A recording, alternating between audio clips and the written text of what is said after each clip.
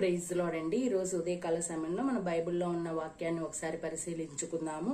అపోస్తల కార్యములు 13వ అధ్యాయము 22వ వచనము. తరువాత అతనిని తొలగించి దావీదును వారికి రాజుగా ఏర్పరచెను. మరియు ఆయన, నేను యెషయ కుమారుడైన దావీదును కనుగొంటిని, అతడు నా ఇష్టానుసారుడైన మనుషుడు, అతడు నా ఉద్దేశములన్నీ నెరవేర్చునని చెప్పి అతను గూర్చి సాక్ష్యం ఇచ్చెను. ఆమేన్. Praise the lord. ఈ రోజు దేవాది దేవుడైనటువంటి ఆ యొక్క యేసుక్రీస్తు ప్రభుల వారు దావీదు అయినటువంటి ఒక ప్రవక్తను గురించి, ఒక రాజును గురించి, ఒక కీర్తనాకారుడు గురించి ఎంత గొప్పగా చెప్తున్నారో ఇక్కడ మనము చూడవచ్చు. మరి ఇటువంటి దావీదు తన ఇష్టానుసారుడని ఆ దేవుడే సాక్ష్యమిస్తున్నారు. మరి ఇటువంటి ఇష్టానుసారంగా మనం ఎవరికి ఇష్టానుసారంగా ఉండాలి? ప్రజలకు కాదు, నాయకులకు కాదు, అధికారులకు కాదు, చివరికి దైవజనులకు కూడా కాదు.